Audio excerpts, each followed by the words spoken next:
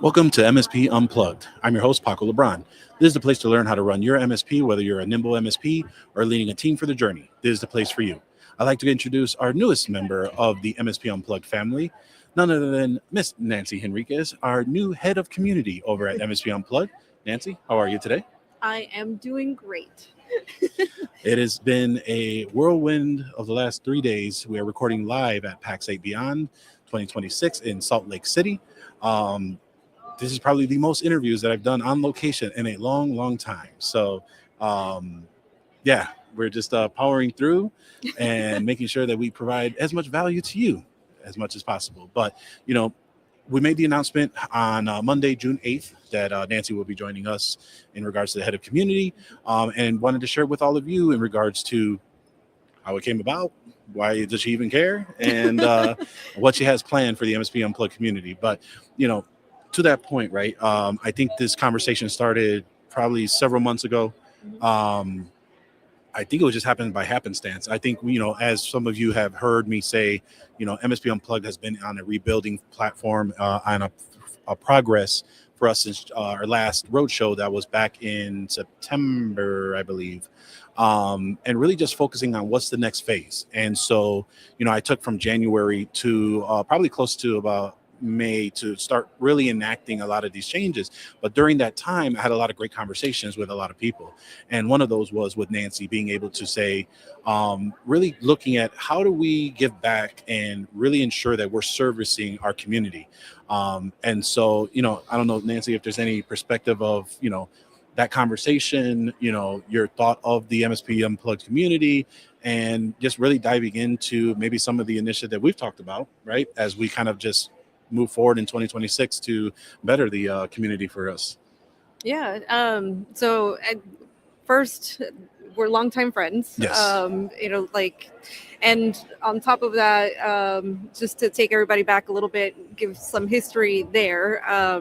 We've been in the industry for obviously a very long time.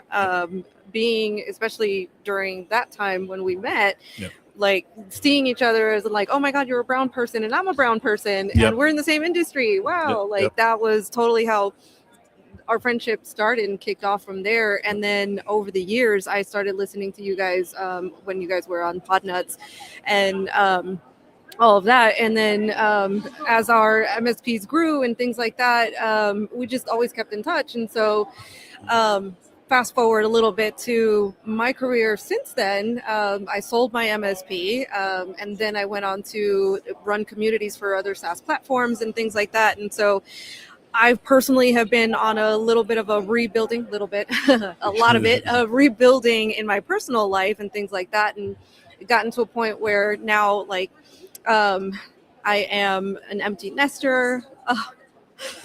My little birds have flown away from the nest. And so, of course, that gives me some time back. And I thought, well, how else can I serve the community? And so that's where some of that conversation started to come about. Yep. How can I help in terms of the experience that I've had in building other communities? And on top of that, just being on the ground floor and talking to so many MSPs across the years and saying, like, how else can I be of value? Yeah. No, it's to your point, right? Like, we've known each other for quite some time. We've served on many panels. We have communicated, and we've been in around in many of the different circles. Obviously, you've had the experience not only being a two-time founder of an MSP, you have served on the vendor side and helping grow communities on that side, whether it be working for those vendors, consulting for those vendors, really understanding what an MSP is looking to try and get, especially during the time and the demographic and the size of the MSP, right?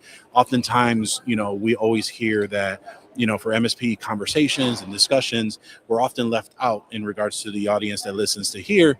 And we wanted to make sure that we adhere to, hey, this is what we want to do to communicate the value to you all that's listening in. And so, again, over the years, the rapport that we've built, and again, it was just a great fit to say, you know, we were at this point where we're just trying to realign some of the things we're trying to do over at MSP Unplugged, and Nancy has been gracious enough to join us in that endeavor as well. So, so Nancy will be joining us as a co-host regularly. So it'll be myself, Rick, and Nancy as well, with other guest co-hosts as they come along, and with one of the many announcements that will be coming up here too. So it sounds like TechCon Unplugged will be the site for some other announcements that we may be having here soon.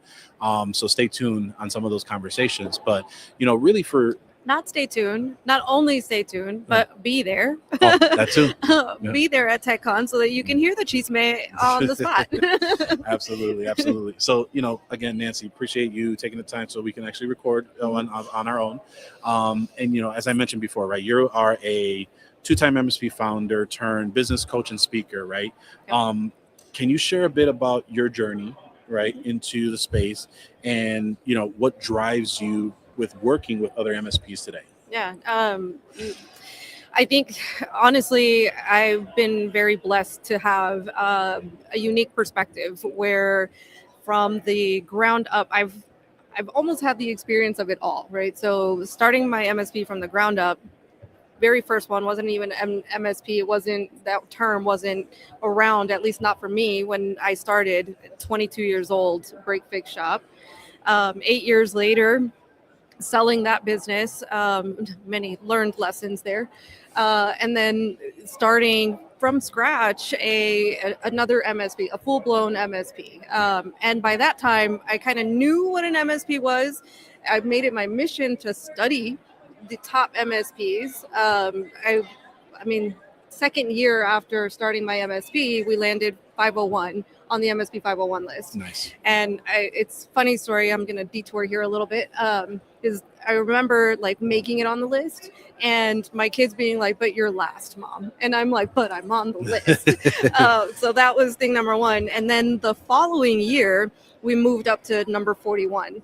Nice. And we also got MSP of the year that year as well. Oh, that's awesome. So lots of changes happened. And so I got the experience of going from break fix shop, converting over to an MSP, starting over basically, and then growing that business in that sense, exiting after 5 years of running that MSP, and then taking the MSP that acquired mine to their next level. And so I've gone from 0 to literally millions, and then taking them to yet another exit. So have literally been through it all when it comes to starting, solo all the way to leading a whole team, as you say on the podcast intro and all of that, and then coming back to the or on the, what was it, like the dark side that it's called, on the vendor side. And so seeing how things worked on that end as well. And so what for me, just having been in this industry since I was literally out of high school, it's where my heart is. It's my home. It's where I grew up. So for me, it's like, how else can I give back? How can I just be of value, use not just the skills that I've picked up along the way, but then also the experience, the breadth of experience that I have that so many others don't get the opportunity to have in order to help others. And so that's where the coaching naturally came into play afterwards. Speaking just also was an added thing to that, which did not come natural, and that also was many years of therapy, exposure therapy, practice, you name it. So many coaches that have helped me along the way to get to a point of like, oh, I can speak on camera now or on a stage. Right. No, yeah. It's funny. So you had talked about the MSP 501. So for those that don't know, Informa has a list for MSPs that can apply to show their growth and their impact to the industry. And there's several different lists: MSP 501, MSP Next Gen, and MSPs to Watch are to name a few. And so, funny enough, my story in regards to MSP 501, I actually applied in 2020 for the first time ever. And I was like, oh, we'll see if I end up on the list and whatnot. And so it wasn't until they had announced the list, and I forgot who the vendor was that sponsored it. So they went through all the slides and everything. They were going up the list, and so didn't see my name right up to and they got to the top 10 and wasn't bothered, whatever. And then it wasn't until a community member from MSP Unplugged tagged us and said, "Hey, congrats to Paco Around and Prodigy Text for making number 4." And I said, "Come again?" So then I go back Excuse to me, the, so I then I go back to the list, and I was like, well, I'll be bleep, bleep, bleep, bleep, damn. So you got to be at total shock. It was such a crazy opportunity and being on that. And again, I prefer companies like these, like what Informa's doing and what are there, because it's not pay to play. And you're not paying a fee. You're not trying to submit to it. I think we've gotten to a point, and I'm going to say this unpopular opinion. I think we've gotten to a point in the industry where there are awards, and there are awards shows that are giving out awards just for the sake of giving out awards, and there's no true impact behind these awards of what they're doing. And so I'm seeing a lot of those now, and so I appreciate companies like Informa and others that are trying to do the right thing. And really trying to those for like giving those impact. But anyway, that's my diatribe of my community cleanup of inspiration. So yeah, I mean, you got to earn it, right? Like, you're right. especially when it comes to these awards, it doesn't mean the same, at least not to me, if I didn't know that I earned it. Yeah. Right. Like, for me, it went years into studying the top MSPs. What are they doing differently? How can I model myself through what they're doing? And so for me, when I landed 501 or when I landed 41, it was like, I've earned this. Yeah. I've earned this place. So that's why, even if it was 501 for me at that time, it was like, I made it. Yeah, and there are MSPs that don't make that list and have applied or whatever, after, and I'll share after that year, I have not been back on the 501 since that year. So, again, it drives to being able to, and I'm all about earning what you should be doing rather than paying to get to where you got to go. That's just for my experience and what I do from there. But anyway, going back to kind of our discussion here, right? You mentioned on how you kind of have had that experience, right? From going from zero to helping multiple MSPs exit and going to the next layer for your own and others. One of the biggest transitions, and I went through this as well, being a technician, thinking that I can run a business, is the transition of technician to business owner. Yep. And really trying to figure out, and I'm curious to your opinion, what are the biggest mind shifts that have to happen in order for you to be able to say, okay, I am running a business now, and I want to have the ability to scale sustainably. What are some of those things that an MSP has to just get in their head in order to be able to make that transition as a business owner? Yeah, I literally wrote a book about this. What is the name of that book, Nancy? It's called Break Fix to Breakthrough. And where can you find said book? You can find it on Amazon. We'll have that in the show notes. Also, my website, nancyhenriquez.com. No, but I call it 7 myths. I'm not going to go into it because that could be like an entire show on its own. Okay. But the first myth within itself is the myth that I can't change. Like I hear this often, especially on the coaching side of things. I can't change. My business won't change. It's too hard to change. All those things. And I find it fascinating coming from technologists and engineers, because that is literally the business we are in. Yeah, right. The business of change. And not to also add on to that, but like, it's the only constant is change. Yeah. So it's BS when people tell me I just can't change. This is just the way I am.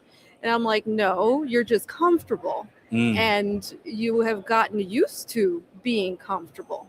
So can you change? Absolutely. But you have to be okay with being uncomfortable. So and I say this because I've been there and done it myself. And I continue to push myself in areas where I've gotten really comfortable. And so I immediately start looking at what are the areas that I'm comfortable in, because that needs to change. Yeah, no, it's funny because I always have this phrase that I've heard a long time ago, is that if you've ever heard of the phrase too close for comfort, well, that was damn uncomfortable. So, that was one of those that always has stuck with me. And it was said as a joke at one point, but I always resonated with it because, to your point, right? Sometimes we fall into these patterns and we're wondering why nothing is changing. And it goes to a point where you just kind of get sick and tired of being sick and tired. It's like, all right, well, now I have to go on the offense. So what is it that I need to, in my brain, it's like, what do I need to attack of the comfortability so that I can ensure that we're going to provide that change and moving forward? And it's such a way of being able to say, I want to be so obsessed with the improvement and the success of what I want to drive for, that it has to allow me to ensure that I can grow. Because again, if you're not learning, you're not living, and you have to be able to provide that ability in your own mindset to be obsessed. But to coin off of that, you often talk about and emphasize, and I want to read it specifically, is customer obsessed leadership. Yep. And I think that's something that, we always hear about leadership, right? And I think we're in a position now where there's leadership. And then, and I can't take this. This is a good friend of mine and mentor who I won't mention his name, but you all probably will know, who says there's leadership or there's leaders, sugar, honey, iced tea, right? Or the publicly nice way of it is leaders is the phrasing. And so, in that, how does being customer obsessed, that philosophy, help in regards to day-to-day operations, customer care, just all around, for MSPs to be in that phrase of, again, customer obsessed? Yeah. So when I had my MSP, something really funny that one of my customers once told me was, and hopefully people don't take this the wrong way, but this was her words, not mine. She said, "Are you literally whipping people back there?"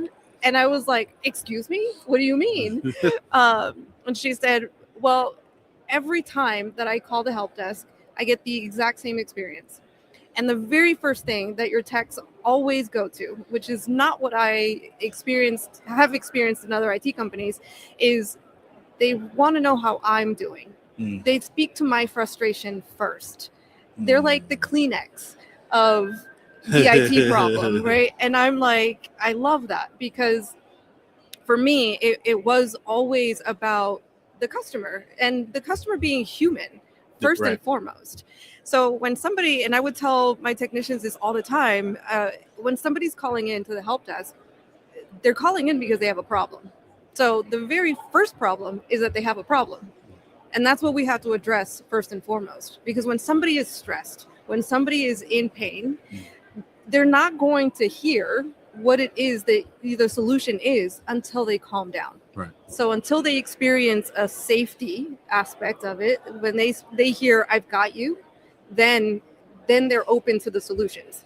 And so for me, it was always, how do we bring that into every single experience that our customer has with us? From the moment that we answer the phone to when we're on site to, literally everything. And I used to have this exercise where I would call it the 100 questions. When we would design our service delivery or a new service offering, I would ask my team, what are the 100 questions that our customer is going to ask us?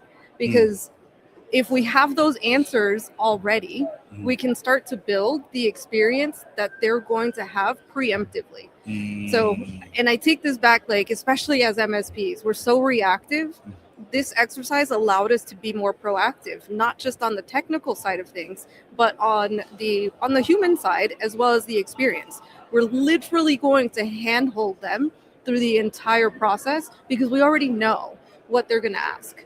So to that point, right, what are you seeing as kind of MSPs, really their struggles in regards to, growth challenges, operational challenges that they have, that they're facing, and they're trying to overcome those, right? Because I think we always go through where sometimes smaller MSPs will have an operational efficiency problem. Right. The question is that what are you seeing as the most common operational issue that you've seen in the past? Yeah. It's funny because a lot of the times we go to, it's an operational efficiency, and I'm always like, it starts with you, the leader. It's a leadership inefficiency. Absolutely.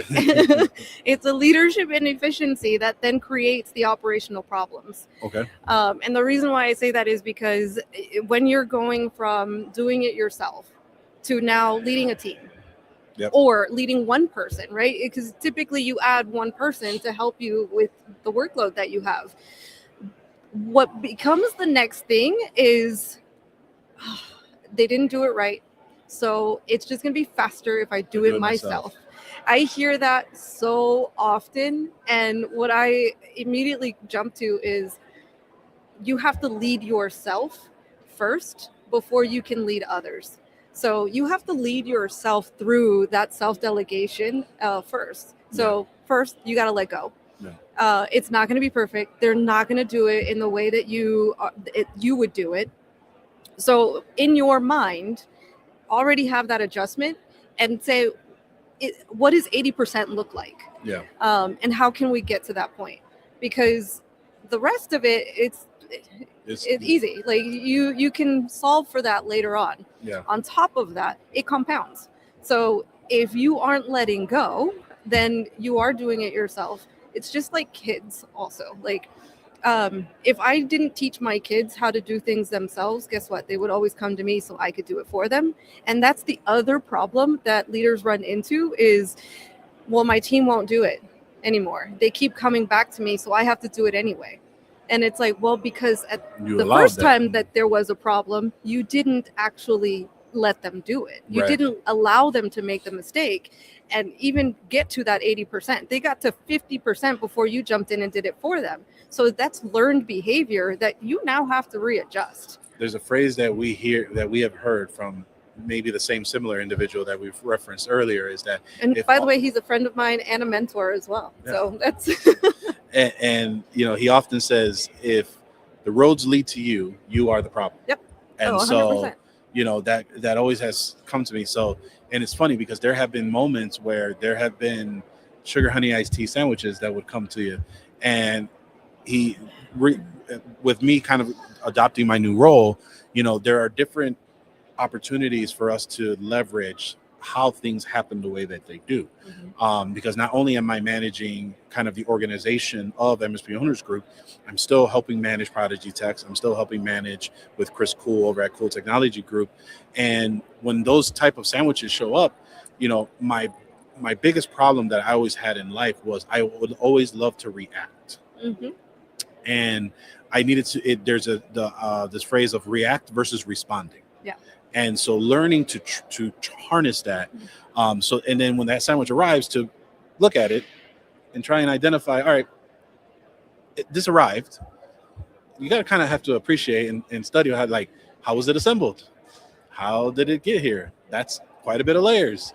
How did you get to that? And when you start to unpeel and say, okay, I've identified how it came to me, how do I prevent this from happening again? And being the ability of doing that kind of moving forward, which leads me to my next question to you is, as a coach, what does a healthy, operational, high-performing MSP look like in today's market in regards to whether that's profitability, work-life balance, and the investment in employees, team development, things of that nature?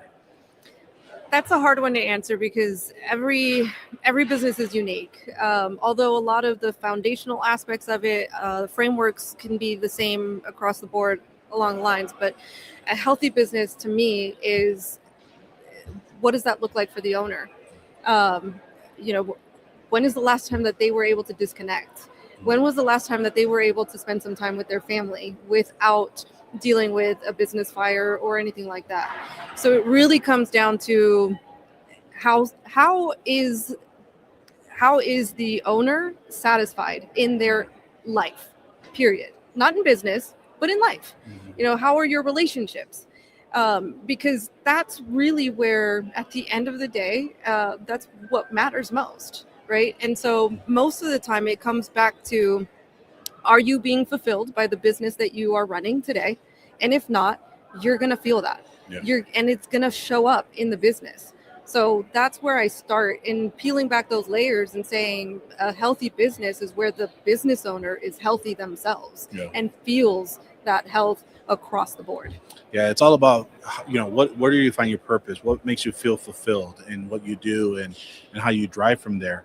But for MSP owners listening, right? So oftentimes they're stuck or they're overwhelmed, right? Is there anything that you can think of that might be I don't know if it's one, if you could pick from, or maybe a few, but like what could be something that's would have a lot of high impact to help change them kind of being in this pattern and start really seeing real progress for them to kind of grow? Yeah. Um, so when it comes to that aspect of it, I always go back to what is it that drives you, because you're going to have to come back to that over and over again, because being a technician, being an engineer somewhere, and being a business owner, you are walking into literally making yourself as uncomfortable as possible. You are going to face every single challenge in getting to the point of business ownership. It's going to bring out the worst in you, and it's going to bring out the best in you. So you have to continuously go back to what is your purpose? What is that drive? Why are you getting up every day to do this, to answer those calls? Because you're going to get to days where you don't want to answer those calls, but then you're going to do it anyway. Sometimes go to the office. Right. You don't, sometimes you're not going to want to get out of bed, right? Like, it may get to that point, but you have to continuously ask yourself, why am I doing this? Why did I start this to begin with? And a lot of the times we're not even thinking as to that level of it. We go back to, well, I just have to. And that's such a survival mindset that this business, or running a business, is going to push you to those survival limits, and you have to get yourself out of that. Yeah. So to your point of being reactive to then respond, it's the same concept. It's the same concept as our businesses, as we ask, customers to go from being reactive in their business to being proactive. That's same thing that applies to us in the way that we are. And so that's really, I go back to that. So believe it or not, we're already at the tail end of the show already. My goodness. Time flies, guys. It really does. And I just checked this timestamp twice. I was like, we're really at the end of it. So, as you know, we round out our episodes with a rapid fire questions. Mm-hmm. There's 3 of them for you here. The first one is, if there's one book or resource every MSP owner should read, what would that be? It's Break Fix to Break Through, guys. Our second question is, what is the biggest mistake that you see MSPs making today? Not getting out of their own way and not getting uncomfortable. That's thing number 1. So if there's an area in life where you are very comfortable, start making an assessment of that, because those are the areas that are primed for growth. Awesome. Last one, and this is one specific to you. If you had one piece of advice to give your younger self as an MSP founder, what would it be? Baby Nancy. The one advice I would say is, don't sell from a place of burnout. That's the thing number 1. We've talked about this off screen. I've told you I'm 5 years post my last exit, and I regret that exit because I got to a point of being burnt out in so many ways that I exited prematurely in my mind. It's funny, or it's ironic, to that point, right? Sometimes we have to find our way to get back to being better. And sometimes the thing that we love the most may be making us sick. And sometimes you have to do a reset, right? I've never publicly have shared this, but the reason why I did sell Prodigy Techs is because I was in need of a reset. And I wouldn't say it was a burnout, but I did realize that what I was doing, I could not achieve what I wanted in the time frame that I wanted it for. And I knew that I could figure out a way to collapse time with the opportunity that Juan had provided me in regards to MSP Owners Group. And so, that has been an opportunity for me to say, it's actually a year to the date that we had made the sale and announced MSP Owners Group. And so for that, I will say that, when you do think about an exit, or you think about even closing your doors, or maybe you're taking a break, understand that, although that there is an opportunity for you to maybe do a hard reset, or maybe to give yourself a break, don't feel that you owe anyone else but yourself to be able to do so, because everyone's mileage is different. And sometimes you can do what you need to do. Sometimes you're forced, excuse me, you're forced to do something you don't want to do.